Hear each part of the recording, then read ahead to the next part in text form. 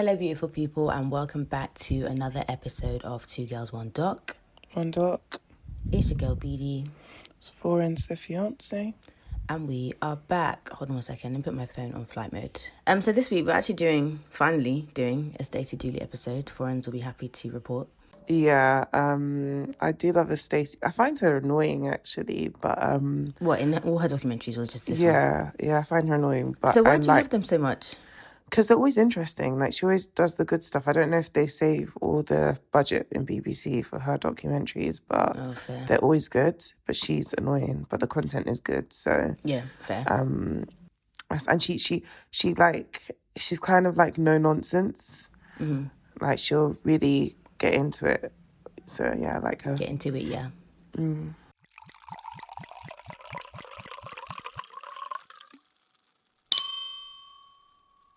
But I'm excited to do so. I've actually watched this documentary before. So I watched the whole series because there's a series where she like goes around and in America and she investigates different things. So I'd watched this one before. So I was more than happy to be doing it. Mm-hmm. Yeah, but what was I going to say? Heads up, I'm very hungover. I'm not built for the life I was once living, evidently. I slept. You get to 25 and that's it. It's all over, Jackie. It's all downhill from there. I slept at a house party. That's just... And it was really funny. You slept during the house party? Yeah. It was really funny because there were young people there. So like 24, 25. Mm. And because it was a family friends thing. So when we were sleeping in the room, people kept coming in and they were like, "Oh my gosh, are you okay? Like, do you need..." And I was like, "Yeah, I'm fine. I'm just sleeping. Like, I'm not. Literally, I kept saying, I'm just old. Like, I'm not drunk. I'm not like I didn't have a bad trip on something. I'm just tired and old. Like, I've eaten. I've drank. Me up right now. Literally, I just need to sleep and I'm having a great time. So yeah. But anyways, let's get into the doc. So the documentary opens up and we see bits of Detroit. And I mean, for context, if you don't know anything about Detroit, watch Dreamgirls because it'll help.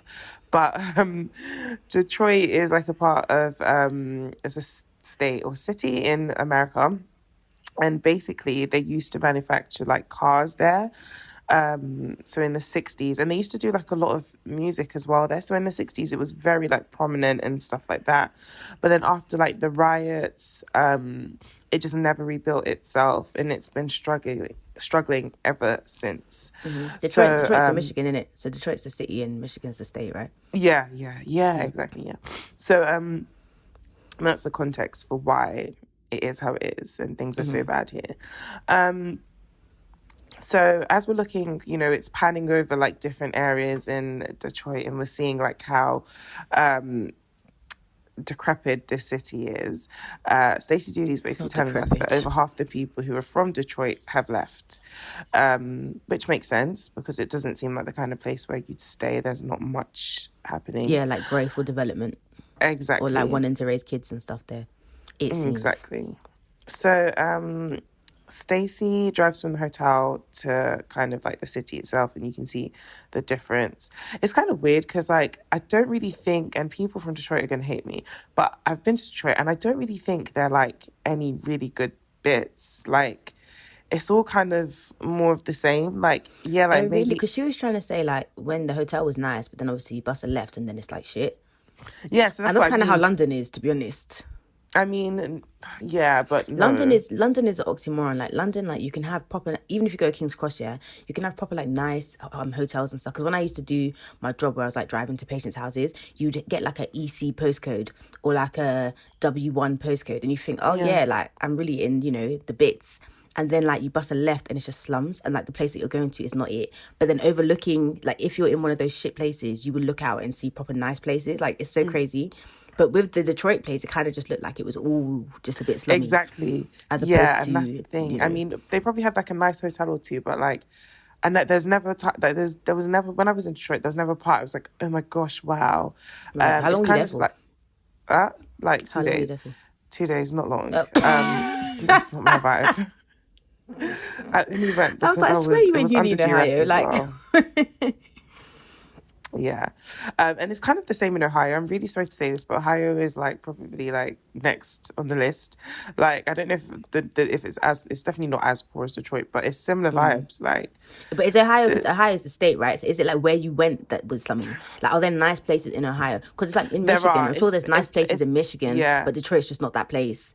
exactly. Yeah, no. There are nice places in Ohio, but yeah, far and few in But not where you between. were.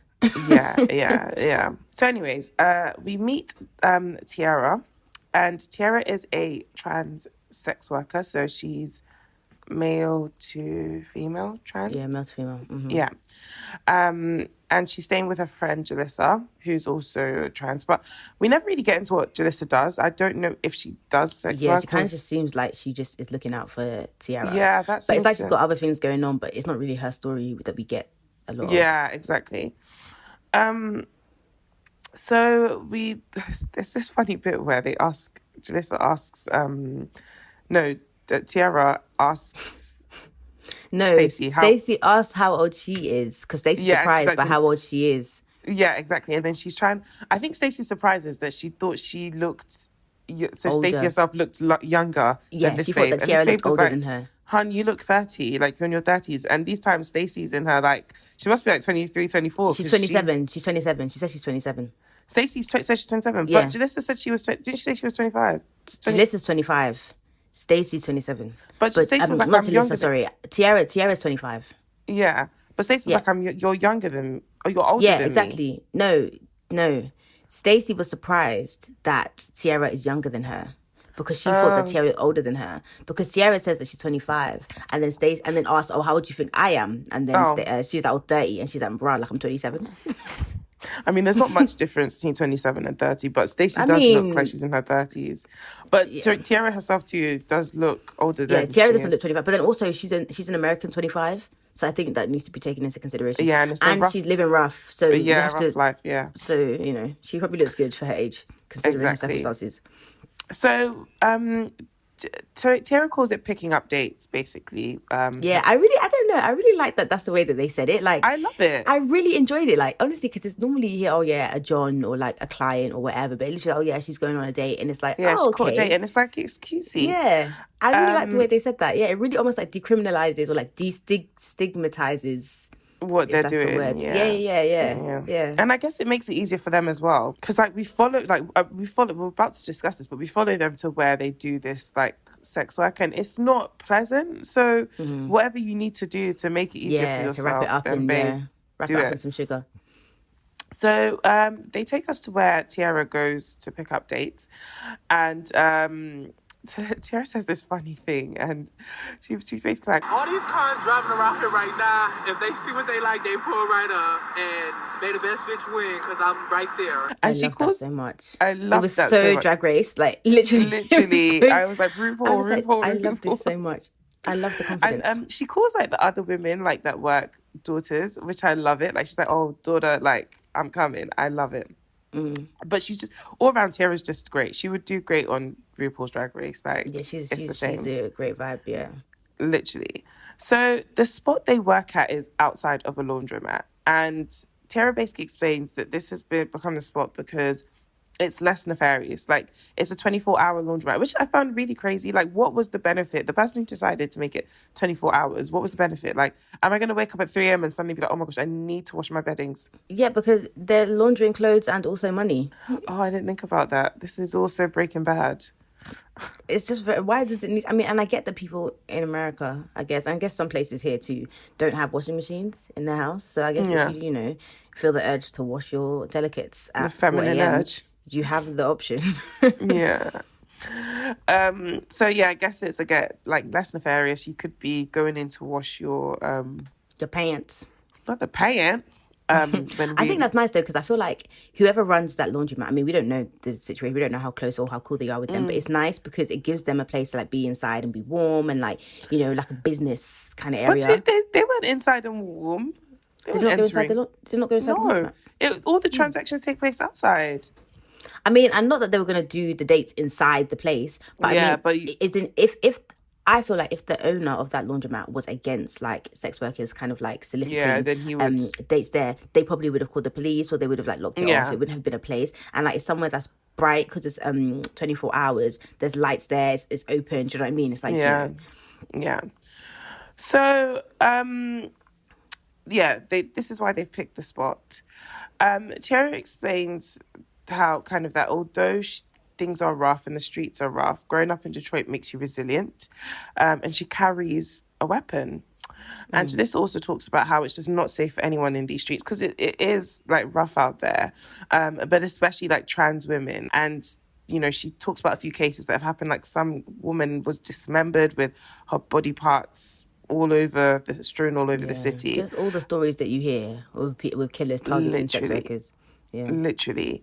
And police obviously just don't take their cases seriously. It's kind of back to like when we were talking about the Cleveland strangler, like, and how all these black women were dying and the police didn't care. Yeah, that episode is wild because it's like, how the fuck did that? Yeah, that was wild. Yeah, and these are like black trans women. So, you know, like the cup of care the police are going to have is even less. Yeah. So we now actually follow Tiara to work. And we meet another trans sex worker who isn't identified, like her face is blurred out and everything. And she basically says that, like, this shit is not cute. Like, sometimes you'll see a guy, he'll tell you he wants to take you on a date. And then when you want payment, he'll pull a gun on you. Or there are times when they force them to, like, perform sexual acts.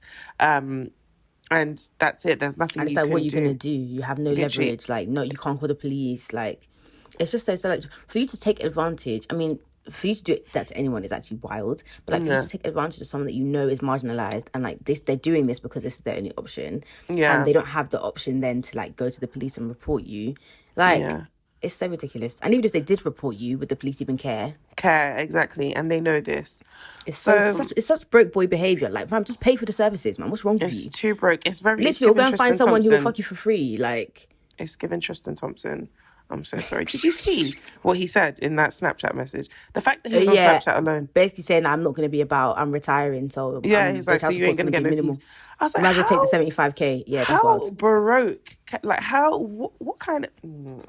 I don't think that one is broke. I think that one is like wickedness, personality disorder. Yeah, because like it's just maybe not personality disorder, but let me not put that on people with personality disorders. Just like a bad spirited, mean person. Because he was gonna give her 75k to get rid of the baby. So it's not even like he hasn't got the money, but it's like a pettiness and an evil that is just so wild. Like, bro, like you had sex with her. Like, you know that one of the possibilities of sex is a child. Like, you know that for sure. You have enough. He's finished. He's a finished guy. So this sex worker explains that the reason she became homeless and has been living on the streets is because her family don't agree with her lifestyle, and I'm assuming she means like being trans. And Stacey Dooley follows this up by just saying over half of the homeless people in Detroit are part of the LGBT community, and it's just peak. Like, how can you, rather than just embrace and love your kid, you're happy for them to be doing this? Yeah. We've said this like so many times on this podcast. Like, it's so crazy to me that you can just be having dinner and you don't know where your child is, but because that child is LGBTQIA, you're happy to be like, oh yeah, cool, I don't give a fuck what happens to them. Yeah. It doesn't make any sense. So up until that point, it was fine. Like, if that child then comes back and says, oh, I'm no longer trans or I'm no longer gay or whatever, then all of a sudden it's fine. It doesn't make any sense. And it's even weird to me because it's like, so up until the day that child came out, you loved them, you cared about them, you supported them, then suddenly all of that just goes away. It's crazy. And it's like, how can you care more about what people think? Because that's ultimately what it is. Because if it's like, you know, when they say like, oh, if a tree falls in the woods, will anybody hear it? If your child comes out to you as trans and there's nobody to know and nobody to care about, would you care? No, you wouldn't. Literally. Do you know what I mean? But you're thinking about what other people think, and that's more important to you than the welfare of your child. All those children, who have been abandoned by their parents, and they're like underage. Those parents, I'm sorry, they need to be arrested for something. They need to be arrested because that's still your child. You can't just pick and choose. And they need to have all the other kids taken away from them, the straight ones. Did you see that, fam? Honestly, because it's just you're a hop, skip, and a jump from abandonment. Yeah. Did you see that thing where this woman was talking on the radio about she adopted her child and then like she gave the child up? she gave the child up because I think she didn't really specify what they were doing, but from what she was saying, it's kind of like they were stealing from her or they were being a bit strange. But they had adopted the kid, so they like unadopted them. That's not the word, but that's essentially what she did. And they were talking about she was just saying her point of view of like, you know, no one thinks about the parents who adopt children and like how hard it can be and stuff like that. And I'm like, you adopting a child, yeah, is you saying this is my child. If you had a kid and that kid was stealing from your purse, would you all of a sudden, oh, I don't want that kid anymore? And there's so many checks and balances. It's very difficult to actually adopt a kid. Right. So and it's like it's you adopting a kid is you. It's like it should be like this is my child. As if I birthed the child. And like, if a child was acting weird or doing weird shit, yeah, you wouldn't just be like, yeah, I'm not your parent anymore. You would seek help. Maybe send them to somewhere where they can get help or whatever it is. You wouldn't just say, yeah, I'm not your kid anymore. And she was probably like, yeah, you know, ever since that our relationship has improved and they can still come around and see their siblings and whatever. And I was like, so what? They're just not your child anymore. But you like oh, you can come for dinner, but you're not sleeping here. We're not. This is what I'm saying. This is what I'm saying. And I'm not saying that like your well-being doesn't matter, but I'm saying that you have chosen, and in this case, you have actively made a decision and filled out multiple forms and paid however much you needed to pay in order to adopt a child. And so now you're just like, oh yeah, fuck it, like I'm a bit let's return. It's just like, mate, that's your child. I'm not gonna lie. Like you even chose to have this one. You didn't just get knocked up and think, oh shit, now I've got to follow through. Like it's just, I was just like, found this very strange. Very strange, yeah, very, very strange. I didn't even know that was an option. It's an option, but it's very difficult to unadopt a kid. So you have to go through a lot, and I think you can't ever adopt again because, yeah, that's wild. Yeah, and it's good for them. I think I know the woman you're talking about. Is she like a YouTuber? No. I'm not talking about that situation. I know which one you're talking about, but no, this one was just like some BBC Sounds clip. I just saw a clip on Twitter. Ugh. Yeah. Anyways, so Tiara has her first date of the night, and we see how it goes down. Like we hear the how the transaction and the agreement of payment is made. It's like Tiara's like, listen, what are you working with? And this guy's like, I've got $10. Are you gonna like fuck? And she was like, not for that. Like not for that. And then I don't know what they agree. She asks him how big his package is. He says 9 inches, which is definitely a lie. I feel like that's like the go-to. It's like when guys are like, when they're not 6 foot, they just say they're 6 foot. Literally, or they say like 5'11". Exactly. So they go away for some time, and basically what usually happens at this time is whilst Tiara is negotiating, Jalissa takes pictures of the car's registration and jots it down. Then once the terms are agreed and Tiara has gone off to her date, Jalissa will run back to her apartment and wait for Tiara to come back.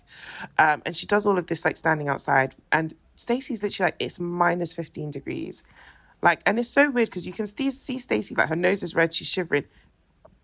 These other babes are like solid as a rock. Like they're not even like cold. I mean, I guess you get used to it. You know what to expect. You're adapted to your kind of winter. Yeah, but like I still feel like, I don't know.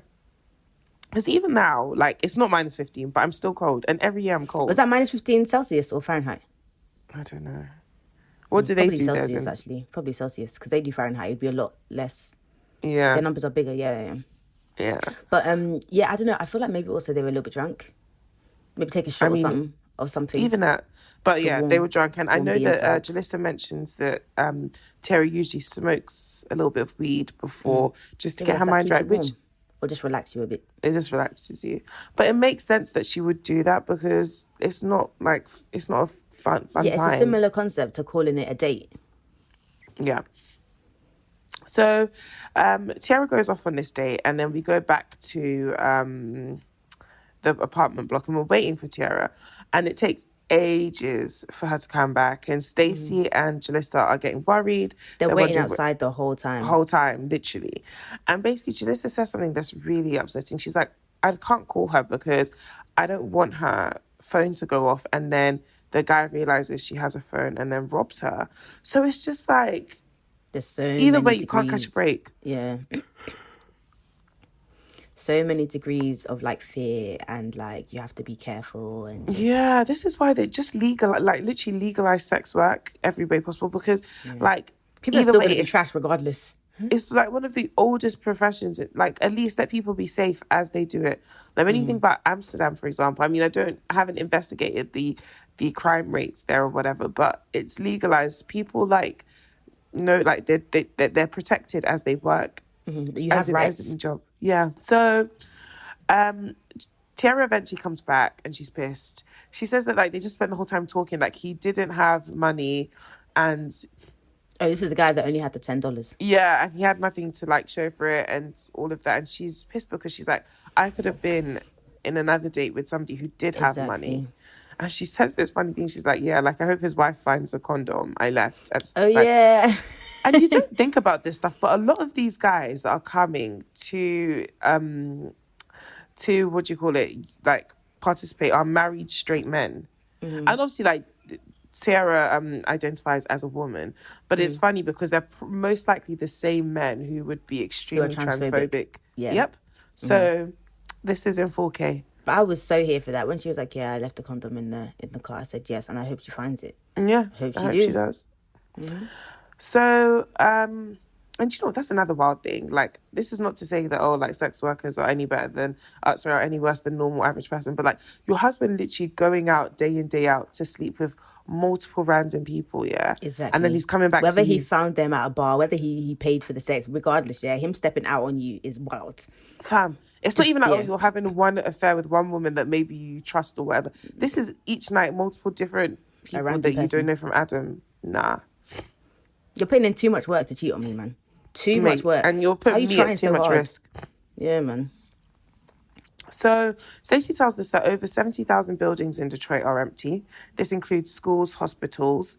And she basically just talks about how Detroit used to be the heart of the car industry and music industry, especially black music as well. That's why I say watch Dreamgirls if you're not sure, because that was in Detroit and that's how Detroit used to be. And then at the end, you can kind of see when it starts to fall to the wayside. But you know what I find really weird? I don't understand the concept of how a building becomes abandoned. Like, obviously, I know what it means, but like, even when she goes through to some of the schools, you can see like the school books, the papers, the desks are still there. So what day does it happen where it's just like, oh yeah, like nobody should come into this school? Like, how does that even happen? They probably closed the school, because schools get closed. I think nowadays, especially here, they get more turned into academies than closed. But like the school is closed and then that's it. Nothing happens. No one buys the building. No one does anything else to it. Like, it just seems like that area is just very, very poor. Like, there's no money for anything. Because it's like you close the building or you evacuate all the people from the apartment block or whatever it is, yeah? And then there's no money to do anything else with it. There was probably no money to maintain it. It probably wasn't safe for people to be there, so they closed it. And then like there's no money to do anything with it, so it's just there. It's so crazy. Or it's like, you know, in Nigeria, yeah, especially in Abuja, there's like loads of like developments, like housing developments that are just empty because people are just using it to launder their money, and they're just using it to, like even near where my auntie lives, last time I went, there's just so many empty estates. And my mum was just like, this person has bought, and there's no people in there because they're just using somewhere to put their money, basically, that they've been... But it's the same here. Like, so if you go to, I've forgotten the name, Bishop's Avenue or something like that, it's basically, they call it Billionaires Avenue. It's not far from where we live, you know. And basically, I was reading this article and it was just talking about how, like, there are only, like, maybe a handful of people that actually live there. Most of the homes there are, like, these houses are worth millions of pounds, decrepit, because they've been bought up by like people who have like rich people. They're talking about these Arab princes that bought it for their daughters, and like their daughters have never been there, nothing. Sometimes they even forget that they own these properties and they're just there. Or rich people just buy them. And it's the same with like that. I don't know if you've seen that new apartment block in I can't remember where it was. It's the one that has the glass swimming pool that you can swim from. Yeah. See, again, this is what I mean about London, yeah? So there's this apartment building in London, yeah? And it's like, it has a glass swimming pool, so you're swimming and you can basically look down onto the street, yeah? And it's like, you're looking at slums. Like, that is so close to slums. I don't remember exactly where it is, but like, it's not far from slums. Do you see what I mean? Like, I'll be in my slummy house and I'll look out and see that. And you'll be in your nice house and you'll look out and see my slummy house. You see me, yeah. It's so stupid.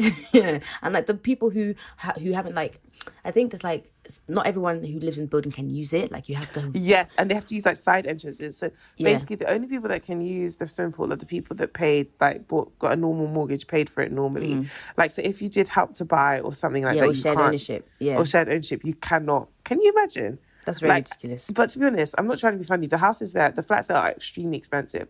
If I had enough money to even do shared ownership, why would I go and... I would rather put that money towards a deposit and have full ownership of a property. Why would I, like... But then you could say that about shared ownership anywhere. Do you get what I No, mean? because the amount you'd pay for that, Oh, the that's deposit what would I be mean. That's the higher for difference. that. Yeah, than the Okay, you might as normal, well just like, have an actual. exactly. You could probably afford Yeah. to just get a normal mortgage. Yeah, but then And if you want to live in that kind of place, that's probably the only I way you're going to be able guess, to afford it. So, if that's, yeah, I guess, yeah, that's exactly. true. But then you still don't have access to the pool, but you can still probably Snapchat it if you like. Yeah, so basically these schools and everything are empty, and it's actually a very sad place to be. Like, I'm not surprised that people are struggling so much, because it's depressing to just even watch They this. said that one out of three, one out of three. I can't even speak, guys. Lord, 1/3 of all buildings are empty in that Detroit. Fuck. Is that not So, crazy? fam, And there's homeless people. So what? Some developer can't just buy it and turn it into a shelter. Everyone can have their own flat. yeah, but where's the money in that? Yeah, well, That's what they yeah, would be thinking. fair. Um, Capitalism. so now we go to a shelter, and this shelter is somewhere that can accommodate up to 120 people per day, and it's always open.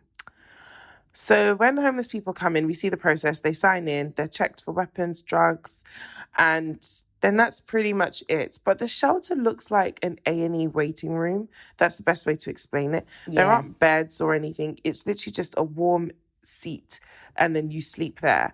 And I mean, coming from sleeping on the streets at minus 15 degrees or whatever, like, that's a welcome change. But even at that, it just goes to show you that, like, the infrastructure in America, or in Detroit rather, for those who need help is minimal, because Like, even the people that are trying to help can't help as best as they can. exactly, because, like, how comfortable would you be spending the night on a chair, and then tomorrow you're going to be sleeping on the street? Like, it's horrible. Yeah. So there's some sort of ruckus and tussle at this. I know how you girls like I know how to you tussle. girls like to tussle at this homeless shelter. And Stacey, obviously being Stacey, she goes out to go and look at it and find out what's going on. And then the guy's just chatting shit about how, I don't know if the other guy's his nephew or what, but that other guy sucks dick and it's pissing him off. I don't know what. It was just a whole mess. It was a very strange. It was a I very just strange. looking at He it too like, was on drugs. So It was worse. That was worse than a Real Housewives reunion, bro. At least it was looking like, you know, we were doing tennis with your eyes. I was like, oh, Literally. okay. And so I then- still and then don't even what- know what happened. literally. So, anyways, whilst all this is going on, we meet Jessica and Shaq. Sorry, they're- going back to that bit. Sorry, I just looked at my notes. So I think what was going on is that somebody took somebody's crack, yeah. And Stacey, to me, is a very mad woman, because this is not your business. These people are cooked up, This cracked is why I up. told you I don't like her. And she was here trying to do up. Oh no! Listen, Tremaine. No, I know Tremaine, him. I I know know him. you. Look me in the eye. I You know don't have to do him. this. That's what she was trying to do. And I was like, sis, if you don't stand the fuck back, like. And Stacey, like, she'll always come with her I don't understand her accent, because she says she's from Luton, but that accent doesn't sound like Luton. She gives very Essex. Very Essex. She's like, well, you've got enough on, not worrying about this. It's like, shut the fuck up. Yeah, she's trying to be the peacemaker. I was like, sis, Fam. you don't understand these struggles. Let them struggle in peace, Let them please. struggle. This is not your scene. So we meet Jessica and Shaq, who have been homeless for 6 months and 2 years, respectively. And basically, they're just saying that it's easier to not have friends on the streets. That they just have Yeah. each other, because you can meet someone and think they're your friend, but they might want to harm you. Now, Jessica, I don't really know what her story is, and it would have been really interesting to learn more about her, because basically Jessica says that she's had opportunities to leave Detroit, but she can't Yeah. leave. Yeah. I wonder if she has a kid or something that's like holding her back from I don't know leaving. if it's that or if it's like it's all she's known and she doesn't want to take the leap and leave. Fair enough. But then I think to myself, like, is that? I guess it's the devil you know versus the devil you don't, right? Because it's like, Exactly. yeah, I'm homeless here, but I kind of have my shit down pat. I kind of know what to expect from here. I know what my options are, blah, blah, blah. If I go somewhere else, what's that going to be like? Which, I mean, Exactly. it's like being paralyzed by fear is a real thing. Like, not It's a I'm real not even thing. just like, oh, I didn't move when someone pulled a gun in my face, but more like to make it then a next decision to do something different can Yeah. be terrifying for people. And she's Yeah, only that's 24, I think it said. She's like Yeah, 24 she's years old. It's like, 24. it just made me think, like, at 24, I was here like, oh shit, how am I going to get money to go Dubai? Or like, oh, am I going to be able to make it to DLT brunch next week? Or, oh damn, like, am I going to drive or am I going to take Uber? Like, those were the extent of like my issues. Do you know what I mean? Yep. When you look at people like this, you're like, rah, like, you're really complaining for nothing. Obviously, to Literally. you, your reality, problems are problems. But like, Problems are relative problems, to yeah. other people, it's like, Your bro, problems this are girl's trying to nonsense. decide, should I stay homeless or should I risk going to somewhere else? Like, Literally. bruh, It's crazy. this is crazy. So after this, we see some stuff about arsonists and burning abandoned buildings, and I just 5,000 arsons. I just don't get it, because it's like, just let the buildings be. You don't have to do this. No, but quite then an literally. arsonist, like, from what I understand, it's like they really, really have to burn something down. And I I'd rather they do an understand. abandoned one than like one with people in there. But also, it's very ridiculous. Like, come on, man. Yeah, Now they and I have to pay understand that, but I more don't believe to. all of these things are arson attacks, because how many arsonists can one city have? How many abandoned buildings can one city have? I guess two things can very much be true and function And also false. in tandem. So we're back with Tiara. Did you and comment on this guy? I didn't write about him, but if you want to. So there's this guy, right? When they're talking about the whole arsons and stuff, and they also mention that, you know, some homeless people stay in the abandoned buildings because they're abandoned. Like, no one is staying there. Why would I be outside? And to be honest, staying in an abandoned building is probably not much warmer than outside, because it's not like there's heat. Do you know, and this is running the bit water or that shocked anything me? in there. I know that it's very stupid of me, but maybe it's because I think of my own house. I'm like, okay, even when nobody's in the house, if I come into the house, it's still better than being outside. But I guess I also think of that because you still have things in the house that like insulate it and stuff like that. Yeah, and also, like, if you're probably breaking into the house, the probably windows are cracked open, like stuff like that. Do you know what I mean? So it's like they're having this place to have some kind of shelter. And this man is like, oh yeah, he doesn't like people staying in abandoned buildings. Like, the buildings are shelters available, blah, blah, blah, which the shelters are shit, as we discussed previously, yeah. And then he goes on to say, oh, he was homeless, so he understands. And he I'm like, he said he never stayed in any, like, bruh. So just because you were slipping and you couldn't think with your head, like, I don't understand what is his that their angle problem? was. Like, I really He's don't. the kind of person that, like, you know, when we're talking about cancel student loans, cancel student debt, and all the older people are like, oh no, well, I paid my student loan, so you should have to pay yours. So do you not want it to be better for the people that come after you? Literally. Like, why should they have to suffer the way that you did? Like, it's just some so dumb annoying. shit. I was just like, just shut the fuck up. You didn't you had an option to not say a thing. Literally, and you had to say this. He's the equivalent of shiny suit Twitter, like how they come up, Put yourself up by the bootstraps. literally, and then they start wearing shiny suits to Canary Wharf. You're making average UK salary, and all of a sudden you'll come to tell everybody, oh yeah, man, this is how, oh yeah, if I had to do it, if I can do it, yeah. Okay, man, all right, we've heard. We need to talk about this salary thing one day, because the way people carry on, yeah, we've seen the stats. Black people are not the top earners in this country, so somebody is lying. Right. It's either you are making average wage and you're Everyone on the timeline is on 100k. Everyone. fam. And if you're not, it's your fault. It's your fault, because it's out Move there. to tech. Fuck off, man. Anyways, so now we're back with Tiara, and she's showing us the abandoned home she's been sleeping with. And it's so crazy because you'll go to these whole like areas and every like house will just be abandoned, like all the houses. And like Stacey's like, It's like there was a rapture and God just took everyone. literally, and Stacey's saying that they get abandoned for different reasons. So some people are forced out or some people left. And I'm like, okay, even if you've left your home, like say you move houses, surely like something must happen. Like, is that house not sold? Like, Maybe not. I guess. There's a house where I live, near where I live, yeah. That's actually like, I'm convinced that it's just abandoned. Why? I don't see no activity, nothing. But does it look decrepit? Yeah.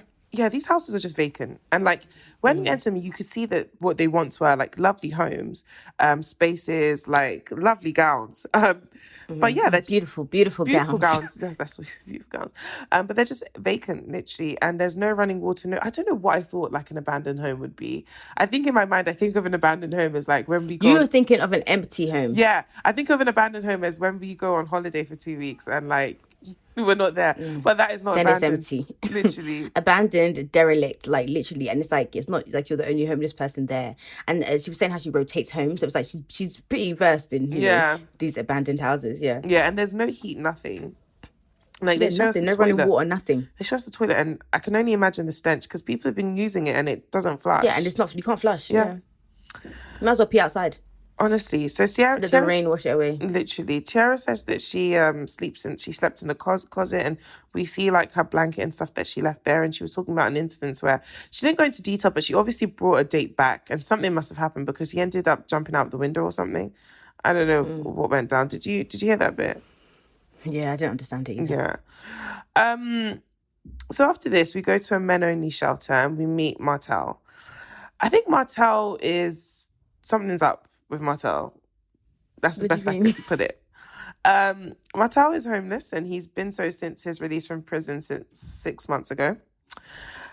And he says that being homeless is like still being incarcerated. Like, you're not free, because if you're in the shelter, there's a regimen. You have to be up at this time. You have to eat at this Yeah. time. And I can only imagine it fucks with you. But he says that if he wasn't in the shelter, he doesn't know where he'd be. Right. So he's basically like saying all these fantastical things about how in a few months he's going to have a BMW and... Fam, this is how men plan, yeah? No, They don't even plan. They just vibes. Just vibes. Like, literally, just this is what I'm going to have. He said, I'm going to have a BMW in a few months. How It's are like, you gonna get okay, there? I would love this for you. I would love this for you. But how do we get from A to B? How do we do that? How do we do that? Just where a are you hope going to and a live? prayer. You can live in a BMW. Are you going to live in a BMW? Fam, So he says he's going to, like, so she asks him, like, oh, how does he plan on doing it? He says, like, making money. And she's like, how do you make money? And he's like, rapping. And I already know this is a lie. He sells drugs or something, because rapping does not make you money like that. It's not like people just come to you and like, oh, can you rap so But I I can take thought your he was bars? trying to And say, this is how I plan to make money. Because right now, he's not really making any money. So I thought it was kind of like, oh, how are you planning to make money? And he was like, oh, yeah, I'm going to be a rapper. Either It's like, way, he I raps. understand that, like, there are stories, you know, people come up from nothing. Like, there's not enough... that it cannot, basically, yeah, and sorry to be bad vibes, it cannot happen for everybody. Yeah. It cannot, right? The chances of it happening for you are slim to none. That's not to say it's impossible, Martel. Like, I wish the best for you and I really want that BMW for you, but how are you going to take these shit raps to the world And make this is your the thing, BMW? because she tells him to rap, and she's doing this little thing, and it's like, stop it, because his raps are shit. Give me a line. Show me what you've got. Show you what I got.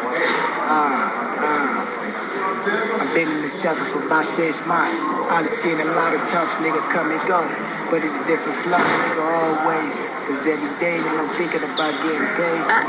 Fast lane to a corrupt world. Was mad even on that grind, boy. Looking at life with no justice. No father figure, no mother to lean on. Cold to shoulder, let my snub nose blow. Tell the bass heads I get the tour in that sack. See, I do a little rap. Not mucking about. She's enabling him. You're an enabler. Like, I would And the thing is, everything is subjective. There's a lot of rap that I hear these days. I'm like, how did this make it to Spotify? Yeah, but but like this was just. I said, Martel. You can view this up. It's given what you played for me when I came to your house. Because if that came on my Spotify mix, I'll be like, I'll be like, how?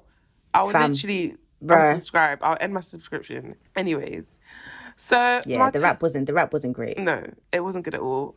Martel takes us to the area where he used to live in, and you can see like his mood change, which was quite a powerful thing, because you don't, when people tell you about like this area or this city, you don't understand the effect it's having on like the people until you see this clip. And when Stacey tells us, she's basically reporting. It's like a secondary source. Do you know what I mean? We're just hearing her, who heard it from someone, telling us. There's no connection. There's no emotion. Like, it's not her school that was abandoned. This is Martel's school abandoned. Like, my primary school down the road, like, me and my sister would take walks and just, like, walk past it and be like, oh, my days, you remember when this and this and this and sports I day was wonder if here? the teachers are still there. Literally, imagine going there and, like, it's just abandoned. Like, there's nothing there. It's like, derelict. your like, memories never existed. Exactly. That fucked with you. It's like, how did it get here? So, Martel tells us that he first went to prison when he was 13. And he's been done for manslaughter, murder, carjacking. Basically, she's like, bro, you've had some serious charges. And Like, what haven't you done? and like, it's even almost like, how are you out also? But to be honest, there were no sexual offences there. So I was Yeah. quite proud of him for that. Yeah. I mean, what's a car?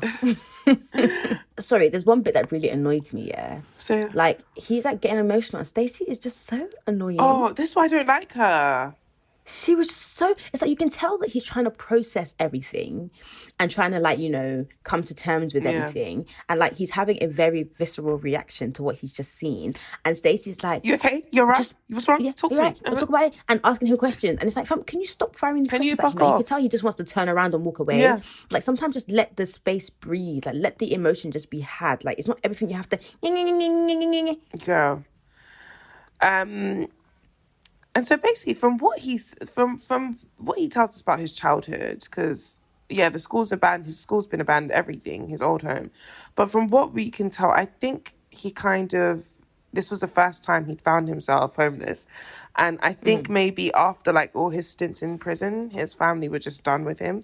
That's the vibe I get. Maybe. or maybe not able to, because sometimes I think like with these sorts of crime, okay, maybe like murder is not gonna make you money for the most part, but like with things like carjacking and stuff like that, like maybe that's how he's gonna get the BMW. Actually, I've just thought about Yeah. that, but with those kind of things, like maybe it's a way to make money, like maybe it's a thing where the family couldn't ever really, and from what we're hearing about Detroit, like it wasn't a very wealthy or well-to-do kind of place from the area that they're showing us. So maybe it's just a case of like, yeah, they just didn't have it for him. They just couldn't take him in. Yeah. That's all speculation though. So we're back to Tiara and Jalissa now, and we're in Jalissa's house, and she's basically waiting for Tiara because she didn't come back the night before. And so, they're talking about just the living situation and how Tiara does, and sometimes, and this is telling us, like sometimes she'll work all night till it's morning, and then she knows she can go to a friend's house and crash. And just was like, listen, I've helped her a lot. Like, she used to live with me for 7 or 8 months, and then I moved to this place, and it's just not conducive for two people to be in the house. And I mean, I hear that, but I'm thinking like, if my friend was living this way, even if I live in literally a shoebox, even if I live in a bedsit, we will share that place together. Yeah, I think there was more to the I think there's a lot more to the story, than we heard. But basically, she was already living with you for that long, like, do you know what I mean? So I think, there's definitely more. So basically, what's sad is Jalissa says Tiara doesn't use shelters because they house trans women with men. So she'd rather sleep like rough than do that. And it's like she doesn't have options. And also like, not only is it like, oh, I don't want to be around men because I'm a woman. There's that point, but there's also like, these men are probably likely to be very violent or transphobic towards me. Like, even if they're not, that's not a risk that you can really take. It's like the same with women not wanting to be with men. Like, even if they're not, or sexual deviants or whatever, like that's not a risk that you really want to take. Yeah. So it's twofold in her case. Yeah. So whilst this is going on, whilst they're waiting for Tiara to come back, we meet Kenneth. And he is a substance abuse counsellor, because basically what's happened in Kenneth's life is there's this apartment block that they've, like, I don't know if it's the government or someone private has bought out, but basically they've transformed it into like apartments for homeless people. And when they get there, it's not just living, they have therapy and things like that to help them rid themselves of like the demons that kept them on the streets. So he came in, and he's now a resident substance abuse counsellor. And you don't, like, with homelessness, you just think, oh, you're living on the streets. But he was like, no, like, he loves the fact that he has responsibilities now. Like, he likes when he pays his rent at the end of the month. Pays his rent. He's like, I can't relate, boy. Literally, he's like, I love it. He's like, I love when I pay my phone bill. Like, yeah, that shit is expensive as fuck, but I love it. Like, I love having a home. Represents me being better than I was. Literally. And he was like, yeah, people might come in and be like, oh, this is such a like tiny apartment, but this is mine. It's somewhere I can call home. And it was amazing, because I think when you're living on the street or you're in a tough situation and you're living from like charity and this and that, people don't understand how much it rids you of your autonomy and feeling empowered. So it was good to see. And he says this thing where he's talking about like, now he feels like he's living versus just surviving. It's surviving. And I think I wrote that. That is just an amazing. Yeah, it is. So we're reaching the end of the documentary now, and we're back with Tiara and Jalissa. Tiara's come back, and you can tell she's really low because she didn't make any money that night, and she'd been out there all night. And basically, like, she just starts talking about like just life and stuff, and she was saying to Stacey how difficult it is, and how she knows that she had a shower. There was this day that she knows she had a shower and she got clean and stuff, and then she went to a bar, and like the owner was like, what did I tell you about coming in here like that? And she was like what? And he was like, stinking. And she's just like, Stacey's like, how does that make you feel? And again, it's like, Stacey, you must know how it makes her feel. Okay. Exactly.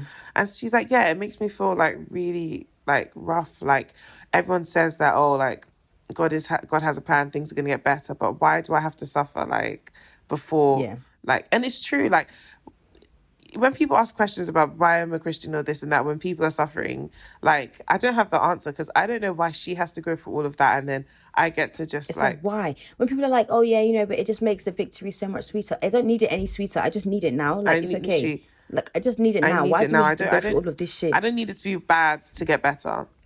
I don't know. I don't need it. It's okay. Teach me the lessons another way, please. Yeah, but Yeah, that's pretty much the end of the documentary. We see another pan view of Detroit, and just Stacey talking about how bad things are, and that it's amazing to see the resilience of people who are determined to recover, and a city that also is determined to recover.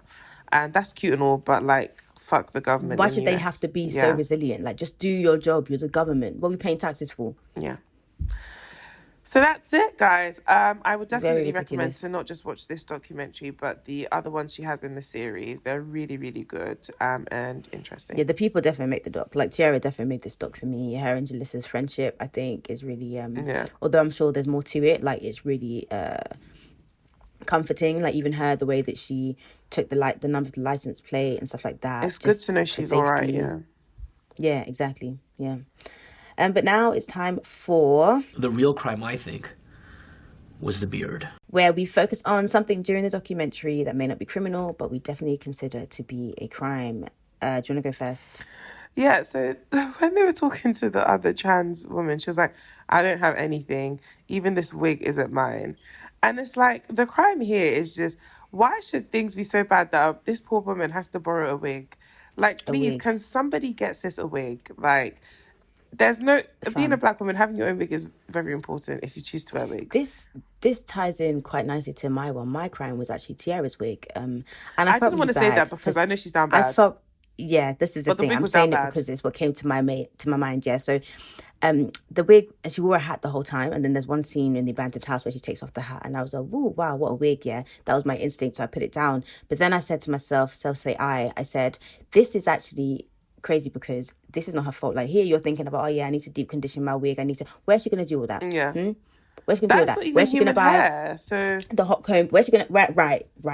Right. Yeah. So I had to really check myself, but I had to be honest with you guys. I was a shit person for the time when I thought the wig. And then my alternative one was Martel's rap, and for that I don't feel bad because that rap was shit. And criminal. he needs people in his life that will tell him that rap was very shit. Was shit, and it's not to say never rap again. Don't be a rapper. No, but it's to say this is the path you. if you don't No, have talent, it's you to don't say have this is the talent. path. If this is the path you choose to take, you're gonna need to level up somehow. You're gonna need to figure it out. It's like me You're saying gonna I want to be a figure it out. singer. Ain't no figuring out I can figure. Like, it's not gonna happen unless they all literally I'm glad- auto-tune. Like, I'm glad that you said it, to be honest. Yeah, but he can have a ghostwriter. You can't just have a ghost singer. doesn't even have I flow. guess Ashanti and J-Lo. But yeah, I mean, regardless, either way, that rap was criminal and I didn't appreciate it. Yeah. Not one bit. yeah, criminal. Yep. But yeah, I mean, I hear you, but I agree. The wig was wigging.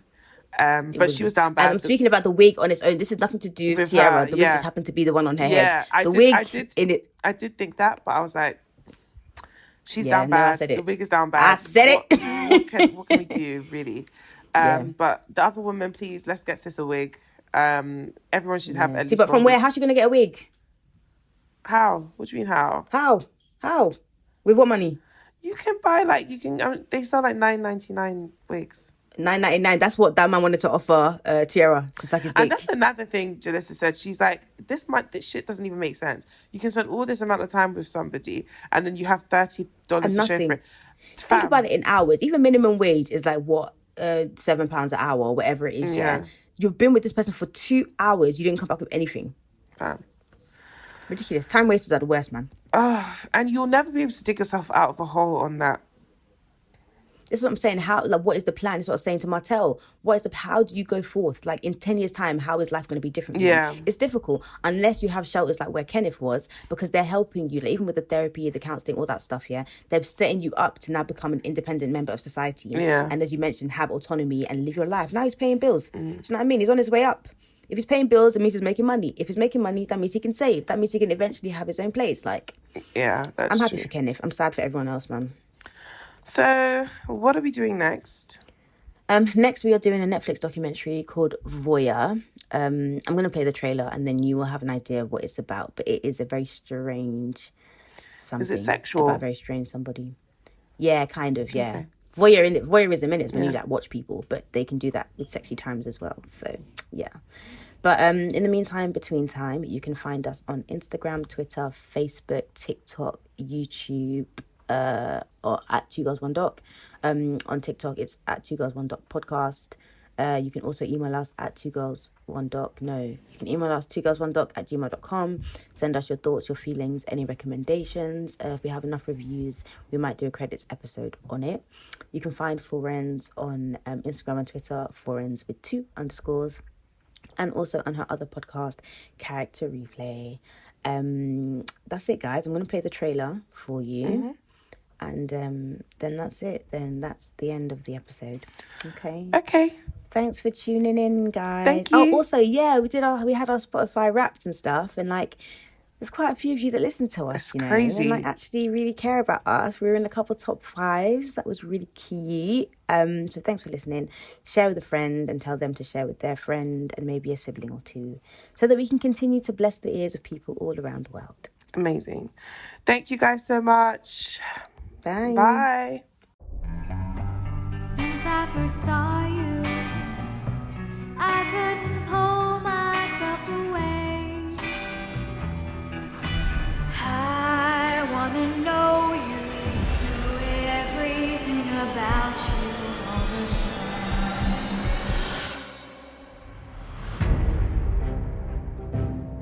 I received this letter in 1980 from a man named Gerald Foos, who decided he wanted to buy a motel for the express purpose of using it to watch everything that was being done in private. It had a high-pitched roof. That's where I would build my observation platform. They couldn't hear me. They couldn't see me. That was exactly what I wanted. I'm writing a story about him for The New Yorker. I'm a natural person to write about a voyeur because as a writer, I'm a voyeur myself. Nobody ever will be able to do what I did. I mean, Foos is really disturbed, a sociopath who just needed the attention. I spent more than 25 years waiting to bring his story and him as a person into the public eye. If I knew what I was going to feel, I'd have never done this. Gerald Foos and I have a deal. That is, for me to tell the truth and him to live with it. Suddenly, this guy is forgetting what we've agreed to. I think Gay and I are going to have a real problem. What the hell does he think this is? Some kind of goddamn game?